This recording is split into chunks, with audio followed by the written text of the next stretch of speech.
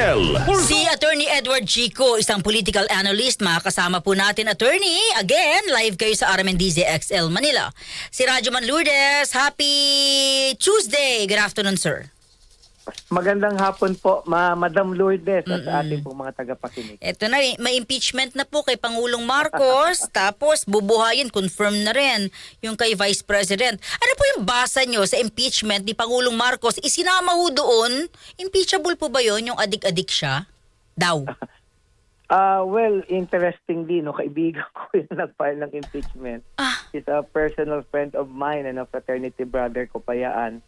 And in fairness to him, when he filed the petition for the impeachment complaint, wala siyang kasama, wala siyang grupo. It was actually based on his own volition.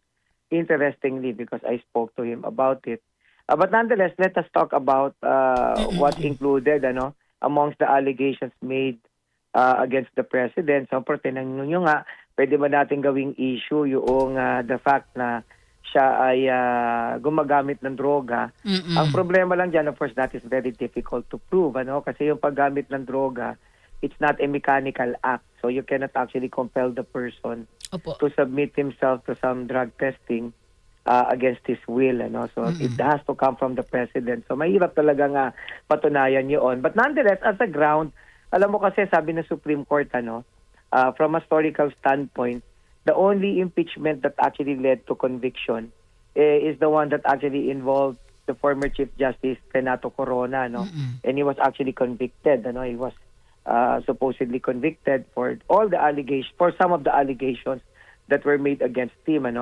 Pero interestingly, nung nagkaroon ng admin case sa Supreme Court involving the same allegations, he was exonerated with the Supreme Court. Nakita ng Korte Suprema na wala naman talagang basihan yung mga aligasyon na ipinukol sa kanya noong impeachment trial. Pero here's where it gets interesting. Ang sabi ng Korte Suprema, be that as it may, it cannot invalidate the findings of the impeachment court kasi ang impeachment court po ay sui generis yan. It is actually a political exercise. So ang implication niyan at the end of the day, it's always been a numbers game. Pero syempre, pag may allegation sa iyo, there has to be some semblance of truth about that. Pero yung kanilang rules, for example, are not as rigid as, say, those adopted by ordinary courts. Kumbaga, mas maluwag at kung kontrolado mo yung bilang ng tao, kahit ano naman pwedeng ipukul at gamitin laban sa'yo. Kaya kung tatanungin mo ako, could that be an issue? Well, it could be because you have to understand that under the Constitution, public office is public trust. Okay. Dinala mo, pinanakaw mo, pinakidnap mo yung dating presidenteng Duterte. Impeachable po ba yun? Depende kasi yan sa tumitingin at tumititig. Sabi natin, iba yung tinitignan sa tinititigan. I think pagdating dito, the problem with this, it is actually a legal issue that is actually open-ended depending on how you would view it. So let me just specifically talk about that. Halimbawa, yung pag-surrender, pag-handover ng custody kay Duterte sa ICC, on the one hand, yung mga nagsasabi na valido ito, pwede nila sabihin at the end of the day, it is an exercise of sovereignty. Diba? Hindi mo pwedeng questionin yan kapag yan ang naging desisyon ng bansa. Pangalawa, may Supreme Court ruling, although obiter lang naman yung opinion ng court, sinasabi ng court na kahit hindi na tayo miyembro, we still have residual obligation to cooperate with the ICC with respect to allegations, the allegations that were committed at the time that we are still a party state. So, member pa rin naman tayo noong mga ginawa, noong yung mga allegations laban kay Pangulong Duterte. So, pwede mo siyang tignan na gano'n. You can even argue along that line. But on the other hand, kung ako naman ang tutol dyan, I can also argue that legally, there should be no more obligation kasi yung decision ng Korte Suprema ay obiter lamang. At pangalawa, hindi na talaga tayo miyembro. At pangatlo, kung tutusin, even as a political, by virtue of a political act, the president could have chosen not to surrender him, considering that he was a former president. Bakit? May kaso kasi si al-Bashir ng Sudan. Several warrants of arrest were issued against this person, pero hindi siya mahuli-huli because even countries who are members of the ICC chose not to cooperate. So anong punto ko lang dito, no? Kung makita mo, ma'am, na ipresenta ko yung mga argumento para sabihin kung legal at valido ang pag-surrender ng kustodiya ng Pangulo sa ICC. But on the other hand, di ba, napansin mo, nagkaroon din ako ng valid na legal arguments against it. So yun ang magiging problema dyan. Depende na lang dyan kung paano titingnan. Because at the end of the day, walang clear-cut ruling on this kasi medyo peculiar yung circumstances that would surround that. Okay, kickback. May naibulsa si Pangulong Marcos sa flood control issues, anomalies. Yan namang issue ng naibulsa, at the end of the day, it is evidentiary in nature. So, anong ibig ko sabihin, that exactly is evidence-based. Pag sinabi nating evidence-based, kinakailangan makapagpresenta ka ng testimonial evidence o makapagpresenta ka halimbawa nitong object evidence. So, yung ito ay magre-rely doon. Kasi kapag walang ebidensya, hindi naman pwede because it cannot be based on conjecture. It could not even be based on implication. Kasi nakikita mo yung mga taong bayan, ganito sila mag-isip, di ba? Well, kung sa tingin ko, hindi naman magagawa ng kongresista yan kung wala siyang basbas ng dating former speaker. At kung wala namang, at hindi rin naman babasbasahin ng former speaker kung hindi rin yan alam ng Malacanang, ng nasa taas. Ang tawag doon ay presumption, implication. It could be a valid argument politically, but legally, it would not hold any water precisely because everything has to be evidence-based. Okay, sabihin natin, eto na, isa-isa na ho natin. Sa basa po ninyo, dahil number game po naman ito, pero yung iba pwedeng ilatag na impeachable. Makaka-score po ba ito, attorney? Ayun, at the end of the day nga, it's a numbers game eh. What's interesting here, kontrolado pa ba ng Pangulo ang mababang kapulungan halimbawa kasi sila ang nagsusumite ng articles of impeachment sa Senado. And once it goes to the Senate, kontrolado pa rin ba ng Pangulo? That is very interesting kasi tandaan natin, nasa second half na siya ng kanyang termino. Sa tingin ko ngayon, may bilang pa siya. But if it's something that would be done na medyo lalampas pa ng ilang buwan or after a year, I really don't know if he would still have the number. But the point is, he's actually entering already this what we call lame duck phase, na medyo yung kapit mo sa mga politiko ay nawawala dahil siyempre paalis ka na rin naman sa kapangyarihan at hindi ko naman pauso itong salita na ito because from a historical standpoint, ganito naman ang pinagdadaanan ng lahat ng Pangulo, hindi ba? And in fact, kahit yung trust and approval rating mo, magpa-plummet yan eh. Even as popular as Pinoy, for example, at the latter part o at the tail end of his administration, bumaba na siya. Si Duterte lang yata to certain extent, mataas pa rin. Pero, let's be honest about it, even at the tail end of his presidency, halos wala na siyang kapit sa mga politiko. So that's very interesting, di ba? Pero attorney, sandali kasi may mga naglalaro na feeling nila na baka manalo si Sara sa 2028. So, kung number game to, bubuhayin din yung impeachment ni VP Sara. Sa tingin niyo ba itong kay Sara muling makakaskor o hindi na naman?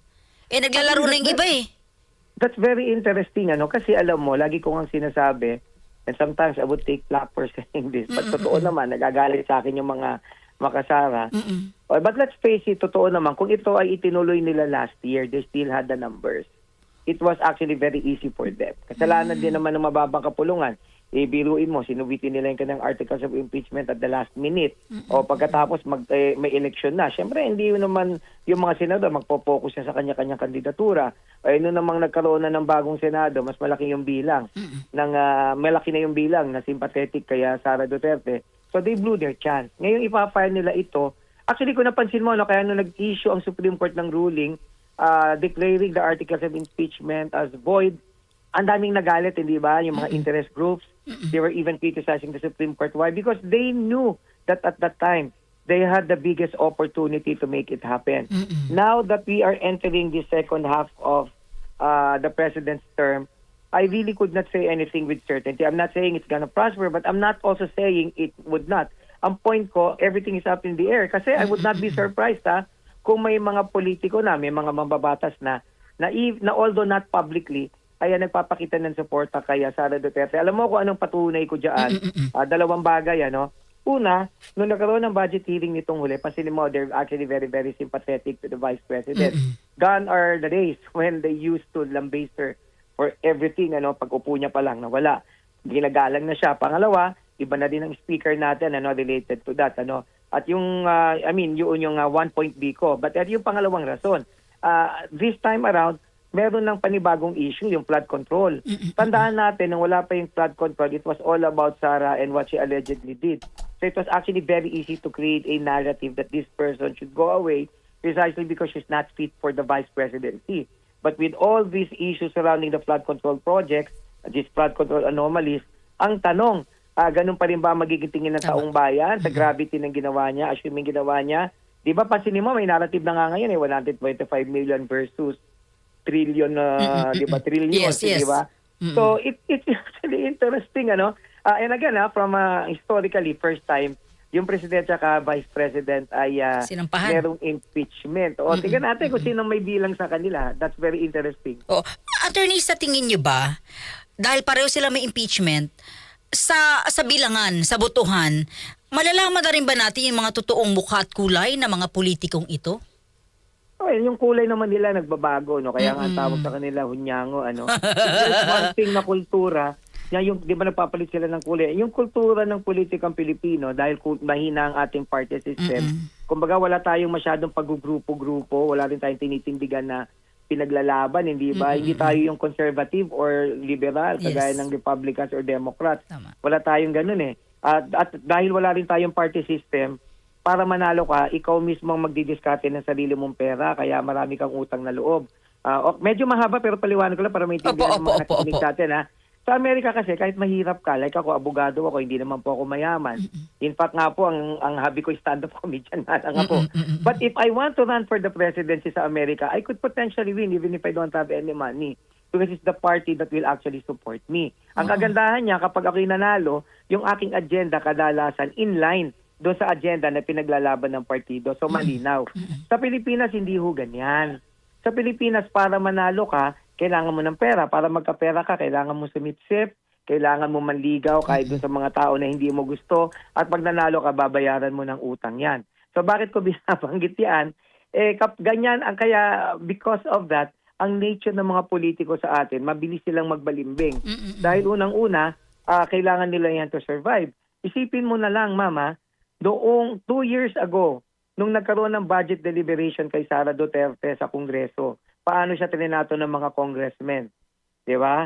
Halos hindi na siya ginagalang. Kung napansin niyo, ultimo, pag inom niya ng tubig, pinapansin. Di ba? Naalala mo. Pero nitong huli, nakita mo naman, madam na siya uli. Opo, ang bilis Wala na pa. po kami masyadong katanungan. Oo, di ba? totoo.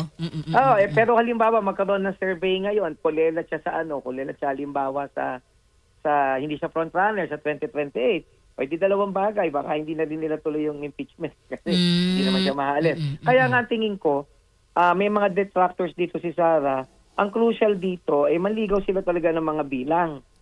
Kasi for them to make it happen. Because kasi mahirap din siya kalaban sa 2028, siya ang frontrunner At saka malaki lamang niya base sa mga surveys, hindi ba? So kailangan, because impeachment is the only way, conviction is the only way, you can perpetually disqualify her. Kasi kung idemanda mo siya, halimbawa, may demanda siya ng plunder sa ombudsman ngayon. O dalhin mo yan sa halimbawa sa Santigan Bayan. Mag-file ka ng information, may probable cause, non-bailable. O ipakulong mo si Sara Duterte, hindi naman penal ang decision, pwede siyang tumakbo. That could even turn into sympathy vote.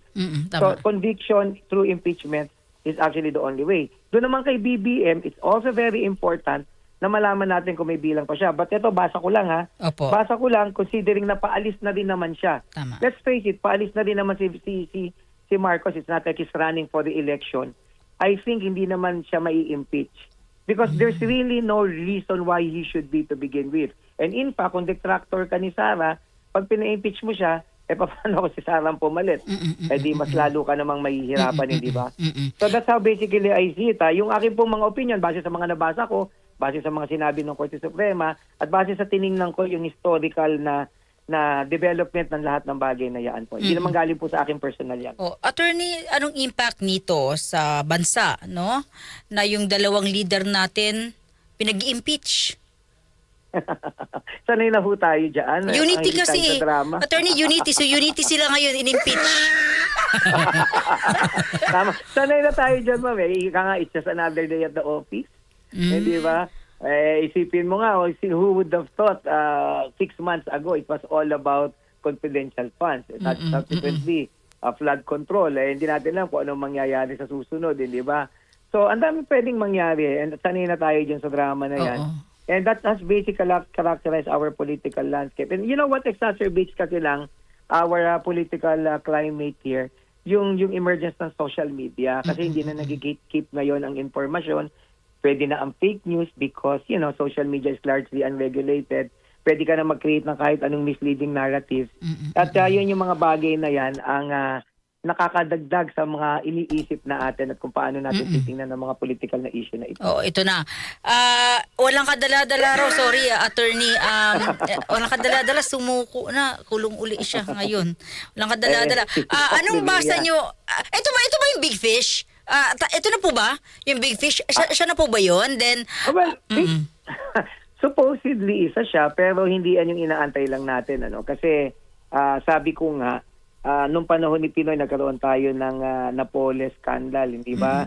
At aminin natin, may mga senador noon na kaalyado niya na napangalanan ni Napoles. Naalala ko yan Opo. Pero hindi na demanda kasi kakampi. Nung panahon ni Duterte, let's be honest about it, si Michael Yang, kabi-kabila ang aligasyon. And in fact, the president himself was bold enough in saying, I cannot do anything against him kasi malaking utang na loob ko sa kanya. O ito na nga tayo ngayon dito sa flood control. Initially, ang ganda ng pronouncement ng Pangulo. Pero inaantay natin yung mga kaalyado niya. Meron bang ebidensya? Kung wala, maghahanap pa sila. O di ba sa bandang uli, sino lang ang makukulong, hindi ba? So hindi pa ito talaga yung big fish. Ang inaantay natin, hindi magiging selective, kakampi man or kalaban. Sana ay mapakulong. Pero sa kasi ni Bong Revilla, syempre malaking bagay yan. Pero sabi ko nga sa joke ko, ma'am, may agimat naman si Bong Revilla. Alam niyo kung ano agimat niya, ma'am? Ano po? Hindi po siya tinatabla ng hiya. Sabi ko kanina, sanay na siya na nakakulong. Wala, dala-dala. Attorney, sandali. So, sa tingin nyo, sa pagkakataong ito, shoot na to sa balde, makukulong na talaga siya? O pagbago na administration? From a lawyer standpoint, alam mo sa totoo lang, I'd be honest about it. Mayroon ipakulong yung mga level na yan . Kasi yung ebidensya salga sa kanila kulang. Hindi naman yan magpapahuli, wala namang paper trail yan. It's not like magtatanggap yan ng pera sa bangko. Nung Napoles may ganun natuto na sila. It's not like diretso nilang tatanggapin. At kung meron mang halimbawang magte-testify, kadalasan yung magte-testify dyan, inipit lang din siguro, kailangan maging state witness. Alam yung ibig ko sabihin, kaya kadalasan, sa totoo lang, dahil may public pressure, minamadali natin yung information sa patay sa Sandigan Bayan para mahuli sila, makulong sila. And a lot of times, kapag dumating na sa Sandigan Bayan, nakakahanap sila ng paraan para makalusot. Kasi sa totoo lang, yung kakulangan talaga ng ebidensya laban sa kanila. At yan yung nangyayari talaga dito, ma'am. Like ako, senador ako. Alam naman tatanggap ko ng pera sa inyo. Alam naman makikipag-text ako. Di ba? Alam naman may pipirmahan akong dokumento. So it's something that's actually very difficult to do. Like sa kaso halimbawa ni Bong Revilla, ang testigo lang naman laban sa kanya talaga ay itong si Yusek Bernardo, di ba? Sinabi ni Yusek Bernardo, ibinigay sa kanya. But other than that, but I'm not saying the testimony is not enough. But I'm just saying na maraming paraan para makahanap sila ng lusot so that subsequently ay makalusot yung kanilang mga kliyente. Kasi tandaan natin, at the end of the day, ang quantum of evidence required is proof beyond reasonable doubt.